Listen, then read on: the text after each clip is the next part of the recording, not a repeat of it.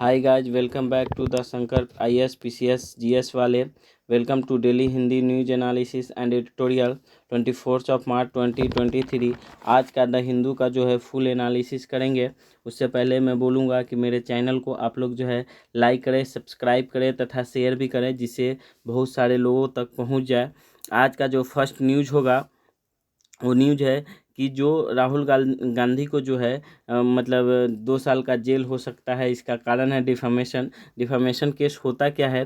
Defamation ये होता है कि जो किसी भी व्यक्ति को, किसी की व्यक्ति के ऊपर जो है हम अगर ब्लेम लगाते हैं तो ये होता मतलब वो हो जाता है। जैसे कहता है कि ये राहुल गांधी जो है 2 साल पहले जो 2019 का जो कैंपिंग हुआ था, यहाँ पर लिखा हुआ है कि Gandhi had allegedly made the remarks during camping for the 2019 parliamentary polls, यानी कि 2019 का जो लोकसभा इलेक्शन हो रहा था उस समय जो कैंपिंग कर रहे थे उसमें ये बोले थे कि why all thieves have Modi surname, यानी कि सभी चोरों को जो चोरों का जो है मोदी सरनेम ही क्यों रहता है। इसके कारण जो है ये यहाँ पे इनको केस हुआ है। इसमें जो है बहुत सारा आपका बात है, जिसको जो है आगे हम इसको जो है डिस्कशन करेंगे। उसके बाद है जो इसमें कुछ चीज़ें हैं, जैसे कि ये जो है IPC सेक्शन जो है 499 एंड 500 के अंदर भी जो आता है कॉन्स्टिट्यूशन में जो है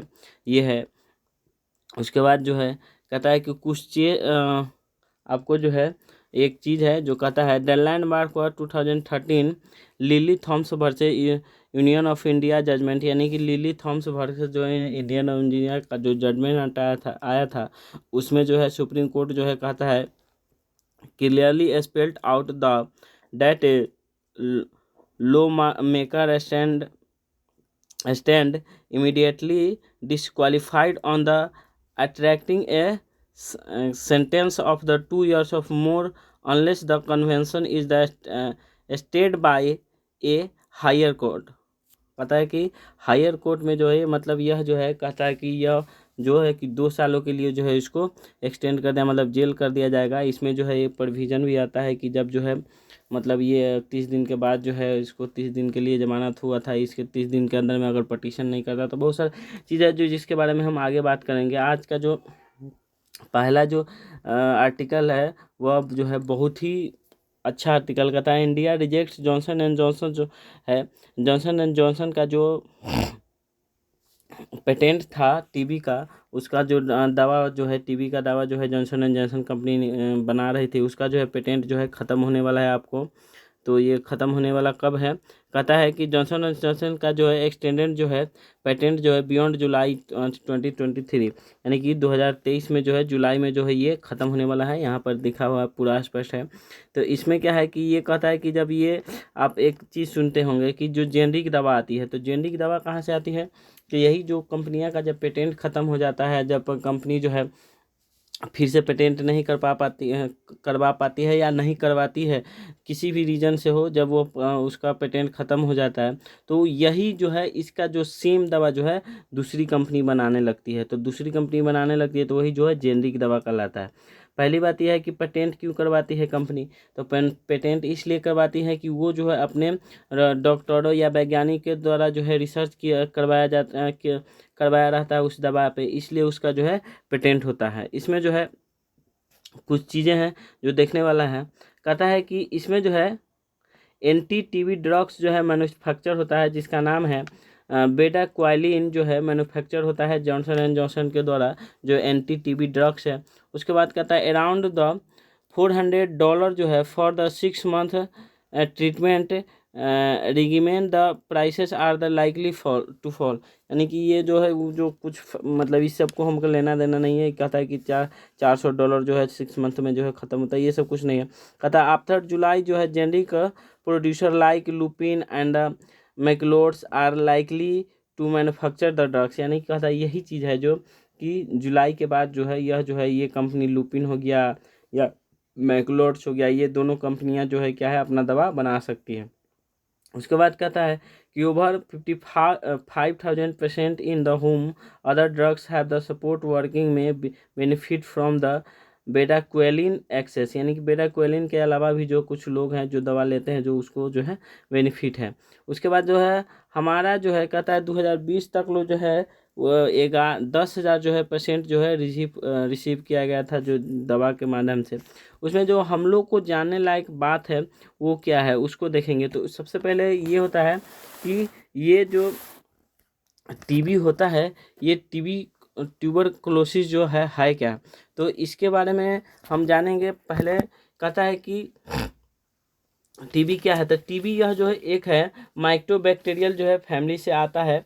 उसके बाद है इसके जो है 200 मेंबर होते हैं तथा ये जो है लिप्रोसी को भी फैलाने में सक्षम माना जाता है। ये सब है। ये जो है सबसे ज़्यादा जो है लंग्स को जो है इफेक्ट करता है। उसके बाद कहता है यह जो है 3000 BC में जो है इजिप्ट में पाया गया था। और ये जो है आज की नहीं, मतलब ये जो बहुत पुरानी बीमारी है उसको, मतलब ये का। और दूसरी बात यह है कि इसको ठीक भी किया जा सकता है, ये है।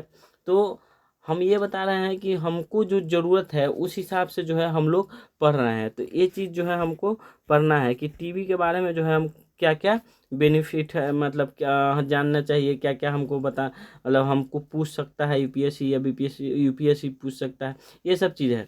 कहता है कि ट्रांसमिशन है, ये जो है जो ट्रांसमिशन जो है इसका पॉसिबल है, यानी कि जब एक व्यक्ति के दूसरे व्यक्ति में जो है यह बीमारी जो है फैल सकता है। जैसे कि छींक है, खांसी के माध्यम के द्वारा, ये सब जैसे छींकता है वहाँ पे कोई अच्छे व्यक्ति है तो उसको जो है यह उसमें कीटाणु जाता है तो ये फैल सकता है। दूसरा है कि सिम्टम क्या होता है, तो सीना में दर्द होता है, वजन कम होता है, बुखार आता है, कफ होता है, पेन होता है, ये सब सारी चीज़ें। कहता है कि 2019 में जो है काफ़ी जो है केस जो है इंडिया में बढ़ी थी टीबी का। उसके बाद कहता है कि इसमें कुछ चीज़ें हैं जहाँ जो है कुछ देश हैं जहाँ पर जो है बहुत सारे जो है आपको टीबी होते हैं। जैसे कि इंडिया है, इंडोनेशिया है, फिलीपींस है, चाइना है, पाकिस्तान है, नाइजीरिया है, बांग्लादेश है एंड साउथ अफ्रीका है, ये सब चीज़ें हैं। कहता है इंडिया में भी जो है लाखों केस निकले हैं, इसके बहुत सारे जो केस हैं इंडिया में भी निकले हैं। उसके बाद कहता है इसका वैक्सीन जो है, वैक्सीन 2 वैक्सीन है जो डेवलप किया गया है। उसका नाम है ऑर्बर्ट कैलमिटी एंड द कहता है कैमली ग्यूरिन, जो 2 वैज्ञानिक है जिसके द्वारा जो है ये टीबी का वैक्सीन बनाया गया था 1921 में। उसके बाद कहता है इंडिया को जो है आपको लिमिट स्केल पे जो है 1942 में जो है ये टीबी को जो मतलब ये हुआ था, टीबी के लिए जो है काम किया गया था। लेकिन 1962 में जो है कंट्रोल प्रोग्राम आया था जिसके तहत जो है काफ़ी मात्रा में जो है कंट्रोल किया गया है।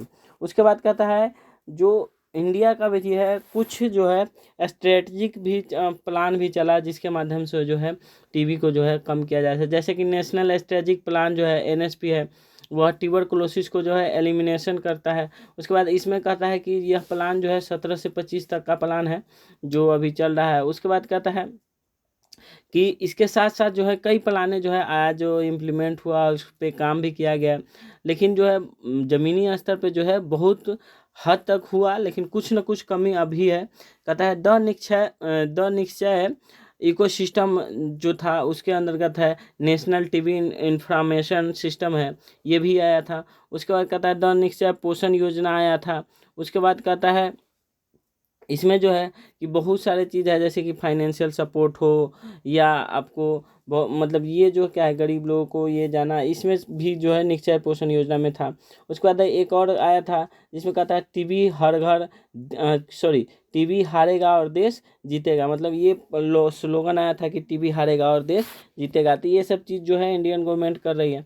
इसमें जो वैक्सीन है जो अभी मैंने बताया कि 2 वैक्सीन है जो कौन से वैज्ञानिक जो है बनाए थे। उसके बाद वो वैक्सीन का नाम क्या है उसको हम देखेंगे। कहता है एक VPM वैक्सीन है जो वैक्सीन प्रोजेक्ट के मैनेजमेंट है, वह जो है 1002 है। और दूसरा है कि MIP है जो माइक्रोबैक्टीरियम इंडिकस प्राणी है, उसके अंतर्गत आता है। ये जो है फेज 3 का जो है क्लिनिकल ट्रायल में जो है आपको चल रहा है। तो ये आपको मैंने टीबी के बारे में बताया कि टीबी क्या है, नहीं है, ये सब चीज़ है और कहाँ से क्या होता है, कहाँ से हम लोग क्या चीज़ पूछ सकता है, ये चीज़ मैंने बताया।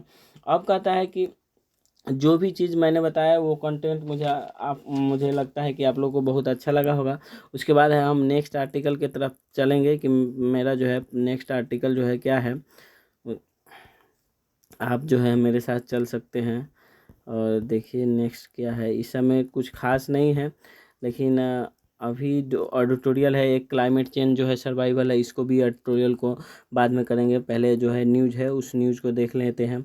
उसके बाद एक और एडिटोरियल है जो आपको इंडियन एक्सप्रेस का है, जो उसको भी जो है हम लोग देखेंगे। ह्यूमन डेवलपमेंट के रिगार्डिंग है, उसको भी देखेंगे।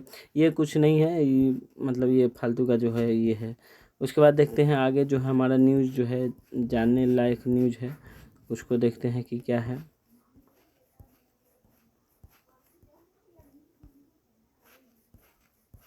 जब हम लोग को जो है पॉलिटिकल न्यूज़ से कुछ लेना देना है नहीं, ये सब चीज़ है।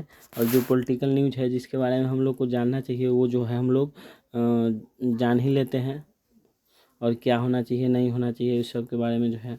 अब है दूसरा है, मिसिंग हुआ था जो यूपी में जो है, मिसिंग साइरस जो क्रेन है, उसको जो है ये मिसिंग हुआ था। इसमें जो है क्या है, इसमें न्यूज़ में क्यों आया है, क्योंकि यह जो है साइरस क्रेन का जो है पहले से जो है आपको जो है बहुत मतलब ये बढ़ा है। और दूसरी बात है कि यह जो ये तबीयत इसका जो है मतलब ख़राब हुआ था, तो उस समय जो है इसको ला करके जो है इसको सही ठीक किया गया था।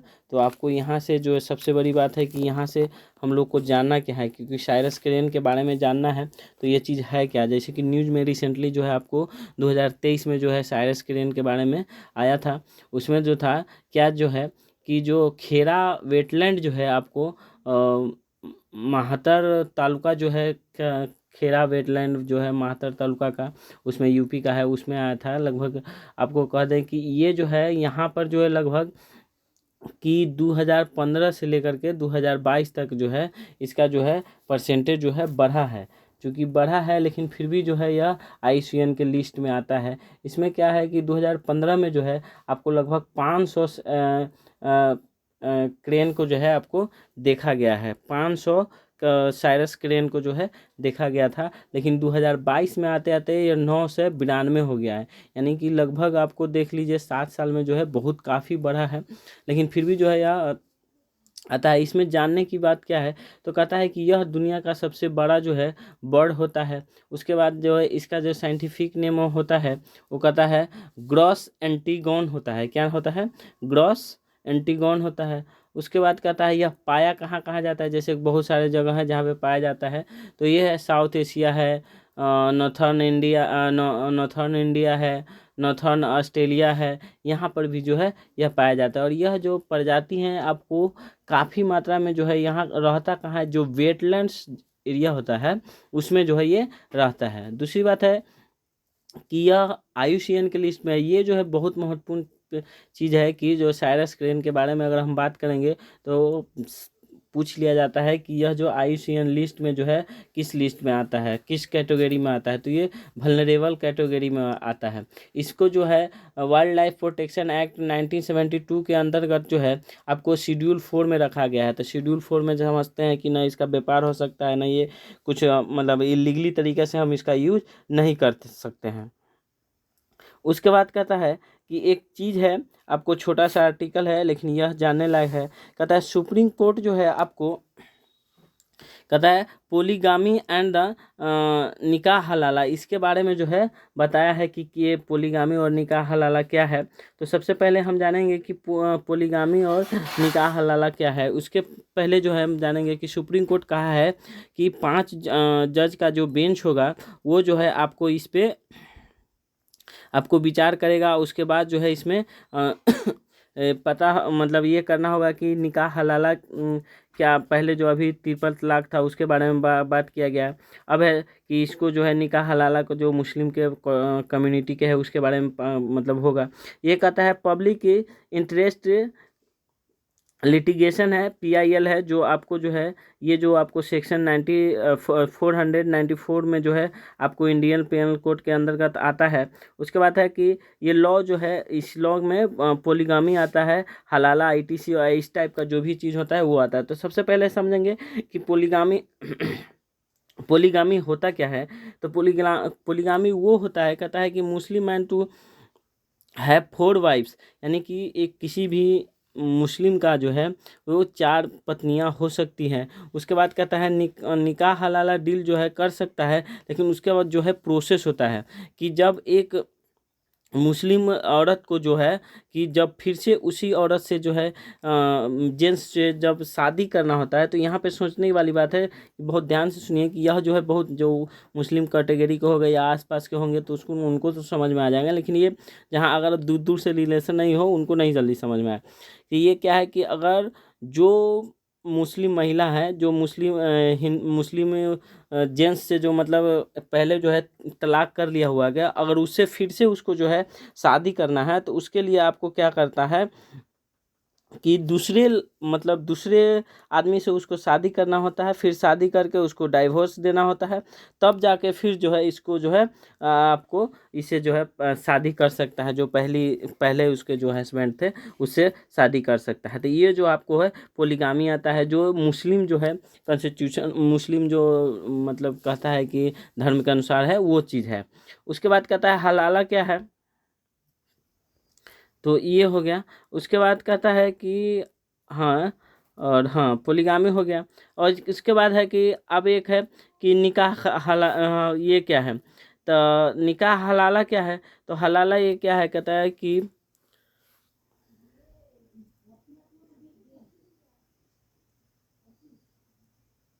यही जो है निकाह हलाला के बारे में जो है आपको मैंने बता दिया है, ये चीज़ है। तो इस पे जो है सुप्रीम कोर्ट को जो है आपको 5 बेंच बैठेंगी और वहीं पे जो है आपको दिखाया जाएगा कि क्या है नहीं है, उसके बारे में जो है बताया जाएगा।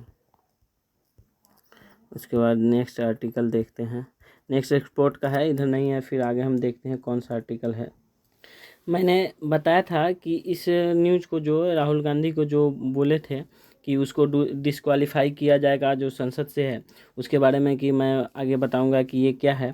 तो ये आपको यहाँ पे एक आर्टिकल है जो बहुत से अच्छे से जो है यहाँ पे एक्सप्लेन किया गया है उस आर्टिकल में। उसमें सबसे पहले ये है क्या, तो इसके बारे में जानेंगे कि डिस्क्वालिफिकेशन जो है आपको क्वेश्चन आता है कि क्या होता है। तो कहता है यह जो है representation of the people act जो है 1951 में जो आया था, जिसके अंतर्गत जो है डिस्क्वालीफाई किया जा सकता है। इसमें जो है क्या है कि अगर 2 साल तक जो है कोई जेल होता है तो उसको डिस्क्वालीफाई कर दिया जाता है। जो सिटिंग मेंबर हो, जो 3 महीने तक का समय उसको मिलता है कि वह अपना जो है पटिशन दे करके या कुछ भी करके जो भी हो लॉ के अनुसार जो है उसमें जो भी मतलब करना हो जाए तो उसमें अपना ठीक कर सकता है। तो वही जो अभी इनको मिला हुआ है। इसमें संविधान के अनुसार जो है आपको 2 आर्टिकल आता है। तो उसमें जो है एक आर्टिकल है 102 और एक है 103। 2 आर्टिकल है जो 102 और 103 आता है। तो उस आर्टिकल में के अनुसार जो है क्या होता है, तो उसके बारे में हम लोग पढ़ेंगे। तो ये आर्टिकल कहता है 102 के अनुसार जो है डिस्क्वालीफाई जो है किया जा सकता है, मतलब ये जो है डिस्क्वालीफाई किया जा सकता है, लेकिन जो है बहुत सारे कंडीशन होता है। जैसे उसमें कंडीशन क्या होता है, पहले कि ये होता है कि जो मेंबर है संसद का, जो मेंबर है या जिस ऑफिस का है उसको जो है दिवालिया हो, यदि वह जो है दिवालिया हो गया हो या मानसिक संतुलन जो है उसका खराब हो गया हुआ, यानी कि वह जो है मेंटली जो है डिस्टर्ब हो गया हुआ है, या करप्शन का चार्ज उस पर लगा हुआ है, यानी कि घूस वगैरह सब लेकर के जो भी काम करते हैं उस पर हो। या उसके बाद कहता है कि जो व्यक्ति है वह अपना इंडियन का सिटीजनशिप तो है ही, साथ में जो है दूसरा देश का जो है सिटीजनशिप जो है ले लिया हुआ है, तो उसको भी जो है इसके अंतर्गत जो है मेंबरशिप को जो है उसको हटा दिया गया जाता है। तो ये जो है सिटीजनशिप के मामले में तो हम सब जानते ही हैं कि अगर इंडिया का जो सिटीजनशिप लिया हुआ है या दूसरे जो कोई देश का सिटीजनशिप ले लेता है, तो उसको स्वतः जो है अपने यहाँ का जो है इंडियन कॉन्स्टिट्यूशन के अनुसार जो है सिटीजनशिप जो है ख़त्म हो जाता है। उसके बाद जो है इसमें और चीज़ है, जैसे कि दल बदलू जो नियम आता है, उसके कारण भी जो यह जो है बार बार दल बदलने से मतलब जीता किसी और के पार्टी से और जीतने के बाद जो है किसी और के पार्टी में चला गया, तो इसके कारण भी जो है उसको हटाया जा सकता है। यह जो है शेड्यूल 10 में इसका मेंशन किया गया है कि शेड्यूल 10 में जो है ये सब कैसे होगा। उसके बाद कहता है कि डिस्क्वालिफिकेशन को जो है अब जो है रिमूव भी किया जा सकता है। मतलब जो अभी लगाया गया चार्ज लगाया गया कि यह जो है 2 साल तक ले जो है जेल जाएगा, या उस पर जो है डिस्क्वालिफिकेशन का चार्ज लगाया गया राहुल गांधी को, तो इसमें जो है रिमूव भी किया जा सकता है। इसमें 2-3 रीजन है। एक तो कोर्ट के माध्यम से रिमूव किया जा सकता है, दूसरा है कि इलेक्शन कमीशन को जो है ये जो है माध्यम से भी किया जा सकता है, रिमूव किया जा सकता है, या कम किया जा सकता है, या हटाया भी जा सकता है। ये सब चीज़ था जो आपको जानना चाहिए था। अब आते हैं कि हम जो है एडिटोरियल की तरफ आते हैं।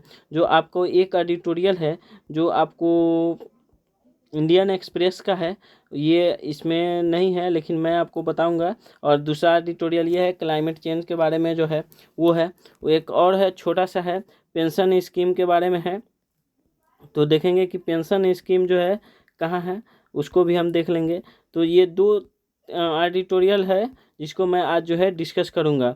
जो पेंशन स्कीम वाला भी जो है आपको उसी में है, क्या बोलते हैं कि इंडियन एक्सप्रेस का ही है। तो 2 आर्टिकल उसका है जो मैं बहुत अच्छा है वो आपको एक्सप्लेन करूँगा। उससे पहले मैं आपको सबसे पहले जो है ह्यूमन डेवलपमेंट जो है वो ये आर्टिकल आया था उसके बारे में मैं करूँगा। कहता है कि ह्यूमन डेवलपमेंट क्या है। तो ह्यूमन डेवलपमेंट का मतलब क्या है कि उसमें जो है फ्रीडम होना चाहिए, जैसे कि ह्यूमन को जो है पूरी खुली आज़ादी होना चाहिए। उसके बाद है इकोनॉमी सिस्टम, इकोनॉमी का जो है उस पर प्रभाव नहीं पड़ना चाहिए, इकोनॉमी के माध्यम से भी वह जो है आपको अच्छा रहना चाहिए। उसके बाद है कि हेल्थ जो है, हेल्थ लाइफ भी है जो उसका बहुत ही जो है डेवलप होना चाहिए। हेल्थ में जो भी मतलब अभी परेशानी होती है, जैसे कि यहाँ पर प्राइमरी सेक्टर हो या सेकेंडरी हो या टर्शियरी हो, जो भी सेक्टर होता है उसमें जो है दिक्कत होती है, उसमें भी जो है आपको अच्छे से मतलब डेवलप होना चाहिए। तो कहता है ह्यूमन डेवलपमेंट इंडेक्स जो है आपको रिपोर्ट भी निकालती है, जो ह्यूमन डेवलपमेंट इंडेक्स का रिपोर्ट होता है। यह रिपोर्ट जो है 192 देश जो है आपको देशों से निकाला जाता है, जिसमें जो है इंडिया जो है 132 है, मतलब 132वें स्थान पर जो है। इस बात को जो आप लोग ध्यान से सुनिए और नोट भी कीजिएगा कि इंडिया जो है 132वें स्थान पे जो है अभी है 21-22 की रिपोर्ट के अनुसार। उसके बाद इससे आगे कौन कौन देश है, तो इससे आगे जो है हमारा बांग्लादेश है, श्रीलंका है। यह जो है श्रीलंका बांग्लादेश से भी पीछे हैं। बताइए कि कितना जो है डेवलप करना होगा यहाँ के। उसके बाद कहता है ह्यूमन डेवलपमेंट इंडेक्स जो है आपको रिलीज कौन करता है, तो यूनाइटेड नेशन करता है। और यह डेवलपमेंट प्रोग्राम के अंतर्गत जो है करता है, और 1990 में जो है यह पहली बार जो है किया था। उसके बाद है इसमें जो है स्टेट लेवल का भी जो है आपको होता है, यानी कि जो स्टेट लेवल है तो उसमें भी है कि किस स्टेट में क्या है नहीं है। तो दिल्ली को जो है अभी टॉप पे रखा गया है, तथा बिहार को जो है आपको सबसे नीचे बॉटम पे रखा गया है, जो ह्यूमन डेवलपमेंट इंडेक्स के अंतर्गत आता है। उसके बाद रीजन क्या है, इसमें रीजन जो है बहुत सारा रीजन है, जैसे कि अनइवनली जो है डिस्ट्रीब्यूशन ऑफ इकोनॉमिक है। जैसे कि हमारे यहाँ कई बार जो है न्यूज़ में आप लोग को देखने को भी मिलेगा, और उसके बाद कहा भी जाता है कि यहाँ का जो है 10% लोगों के पास जो है भारत की लगभग जो है बहुत मतलब सभी संपत्ति कहा जाता है, लेकिन सभी संपत्ति नहीं। यहाँ पे जो है आपको एक फैक्ट दिया गया है, कहता है कि ग्रोथ जो है 10% लोगों के पास जो है आपको इंडिया का 77% धन जो है 10% लोगों के पास है। तो ये जो है अनइक्वलिटी जो है आपको उसको जो है मतलब समान करना चाहिए, मेन फैक्टर है जिसके कारण जो है ह्यूमन डेवलपमेंट पे जो असर पड़ा है। उसके बाद है कहता है लो क्वालिटी ऑफ द, कहता है साइंस, मतलब कहता है कि लो क्वालिटी का जो है आपको साइंस भी है, जैसे कि प्राइमरी हेल्थ है जो मतलब हेल्थ के मामले में जो है यहाँ कहता है कि लो क्वालिटी का है। देखिए प्राइमरी हेल्थ केयर जो है उसमें भी जो है आपको मतलब उस पर तो ध्यान दिया गया है, लेकिन इसमें और डेवलप करने की ज़रूरत है। उसके बाद कहता है कि एजुकेशन पे जो है, एजुकेशन के भी जो है आपको उस पर, जैसे कि इसमें क्या होता है कि इसमें अलग अलग, जैसे कि लड़का है कोई किसी घर में 2 लड़का है, तो लड़का को लड़की, एक लड़का एक लड़की है, तो लड़का को जो है विदेश मतलब सॉरी विदेश कहते हैं, विदेश भी भेजता है या बाहर भी भेजता है कहीं, लेकिन उस वहीं पे जो है लड़की को जो है अलग करके रखा जाता है, नहीं मतलब बहुत कम ध्यान देता है। तो इस पे भी जो है आपको ध्यान देना चाहिए। उसके बाद कहता है लैक ऑफ द एफिशिएंसी जो है एजुकेशन का है, एजुकेशन की जो कमी है बहुत सारा कमी है। उसके बाद है इंफ्रास्ट्रक्चर इंफ्रास्ट्रक्चर की कमी है, जैसे कि हमारे पास जो है कॉलेज होना चाहिए, स्कूल होना चाहिए, उसमें का फैसिलिटी होना चाहिए। मान लीजिए कोई स्कूल है, स्कूल तो है, खड़ा कर दिया उसमें, लेकिन उसमें क्या है, पीने लायक पानी नहीं है, अच्छे से टीचर नहीं है, उसके बाद जो हमारा मटेरियल होना चाहिए या बुक होना चाहिए वो प्रोवाइड नहीं किया जा रहा है, टाइम पे कोई नहीं आ रहा है, समय पे कुछ नहीं हो रहा है, तो ये सब चीज़ जो है उसको जो है पूरा करना चाहिए। उसके बाद कहता है लैक ऑफ प्रॉपर न्यूट्रिशन, यानी कि न्यूट्रिशन की भी कमी होती है, यानी कि जो सभी व्यक्ति हैं उसको न्यूट्रिशन का भी मतलब, जैसे कि आमतौर जो है हम लोग देखते हैं कि जैसे लड़कियां होती है उसमें जो है न्यूट्रिशन की बहुत कमी होती है, जैसे कि वो जो है खाना जो है अच्छा से नहीं मिल पाता है। उसके बाद जो है बहुत सारे चीज़ हैं जिसके कारण जो है न्यूट्रिशन नहीं मिलता, जैसे कम उम्र में जो है आपको जो है शादी हो जाने के बाद भी ये न्यूट्रिशन में भी बहुत मतलब कमी हो जाता है, ये सब चीज़ है। कहता 70% जो है पॉपुलेशन जो है हेल्दी डाइट नहीं करता है। यहाँ पर एक चीज़ और मेंशन किया गया है कि लगभग 70% जो है पॉपुलेशन जो है हेल्दी डाइट नहीं करता है। इसका रीज़न क्या है कि इक्वालिटी नहीं है, अनइक्वालिटी है, जिसमें जो है महिलाएं जो है एनीमिया का शिकार हो जाती हैं। लगभग इसमें जो कहा गया है कि 19 से 21 में जो है आपको जो है सबसे पहले कि इसमें जो डेवलप तो हुआ है, लेकिन 15 से 16 में मतलब 53% जो है शिकार था, लेकिन 19 से 21 में जो है 57% हो गया एनीमिया का शिकार। तो इसमें क्या है, बीमारी बढ़ी है न कि घटा है। तो इससे पहले जो है कि 15-16 में जो रिकॉर्ड किया गया था वही कम था। तो ये सब पे जो है ध्यान देना चाहिए। अब कहता है कि सोशल सिक्योरिटी का जो भी है कमी होता है। अब इसमें कहता है काम करने जो महिला जाती है उसको जो है सिक्योरिटी नहीं मिल पाता है। उसके बाद है पेंशन भी मतलब नहीं होता है। क्या होता है कि अगर प्राइवेट सेक्टर में जाए तो इसमें जो है काम की सिक्योरिटी नहीं होती कि जब भी जाए तब भी मतलब कब हटा दे, क्या करे नहीं करे, उसका कोई मतलब ये नहीं है, सिक्योर नहीं है। उसके बाद पेंशन भी नहीं मिलता है, मान लीजिए सरकारी वाला को मिलता है लेकिन इसमें प्राइवेट वाला का नहीं है, तो इसके लाइफ सिक्योरिटी नहीं है। उसके बाद हेल्थ का भी ध्यान नहीं दिया जाता है।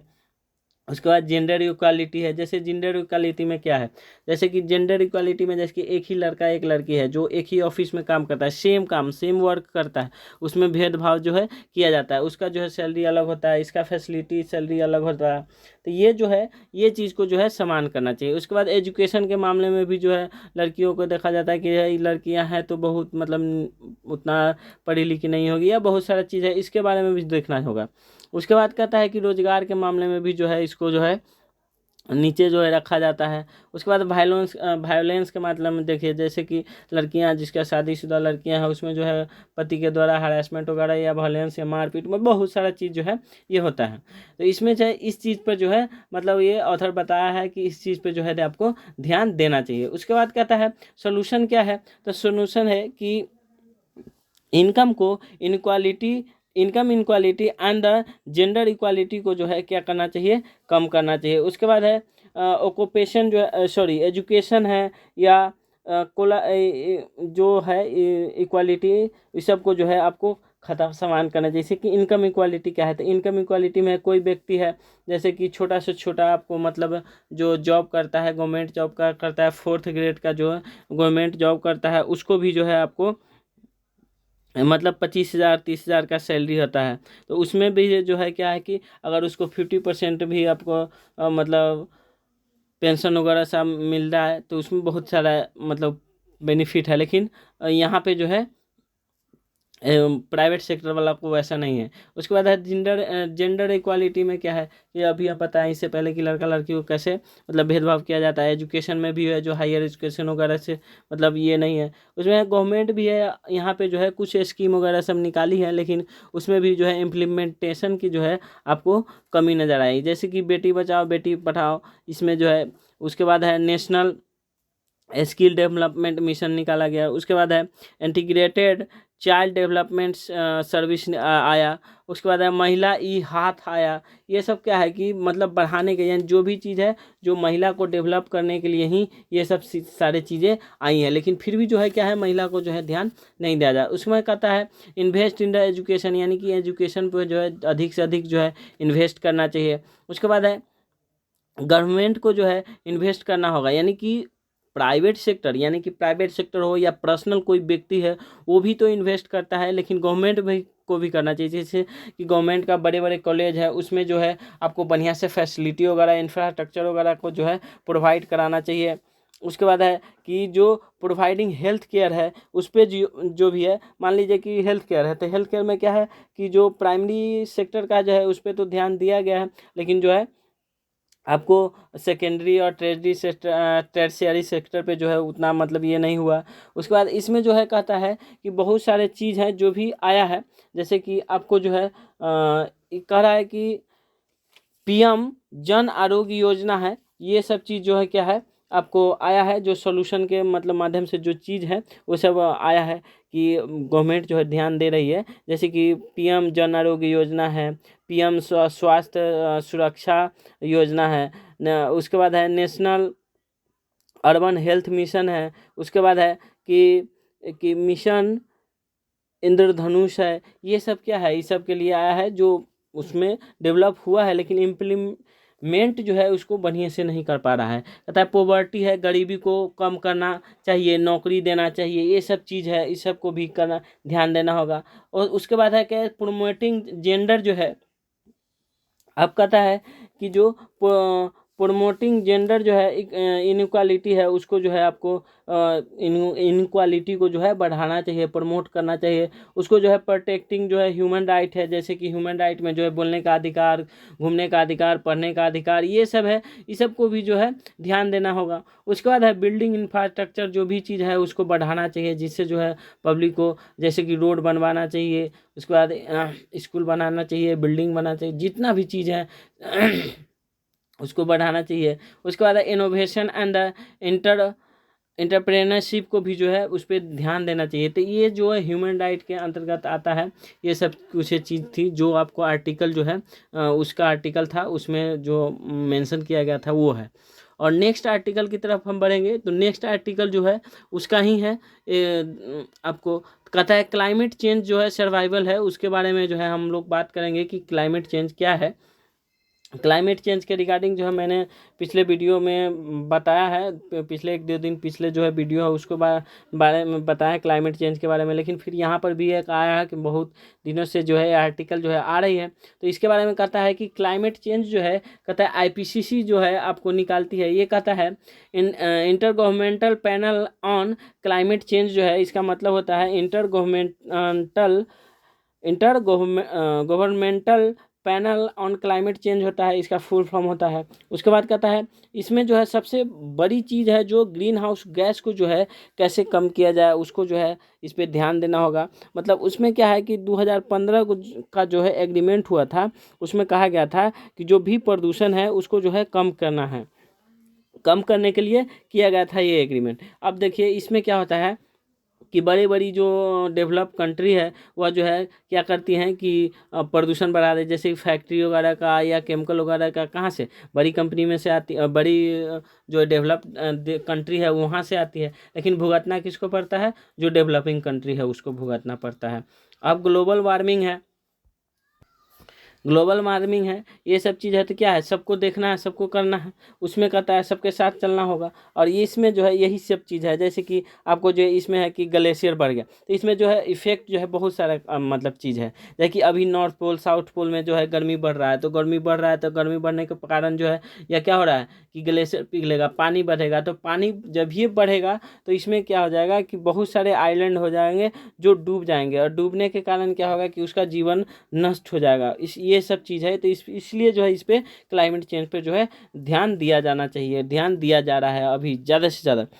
यह जो है आईपीसीसी जो है आपको जो है यूनाइटेड नेशन बॉडी है जो इसको एस्टेब्लिश किया गया था, world meteorological organisation and united national environmental programme के द्वारा, जो 1998 में, जो हमारे एग्जाम और पर्पस भी से जो पूछने वाला है वो चीज़ को मैं बता रहा हूँ। यह जो है क्लाइमेट चेंज के जो है बारे में जो है यह बात करता है, क्लाइमेट चेंज को जो है मतलब कितना बढ़ा, कहाँ नुकसान है, क्या प्रभाव है, इसका क्या क्या असर होता है, ये सब चीज़ बता रहा है।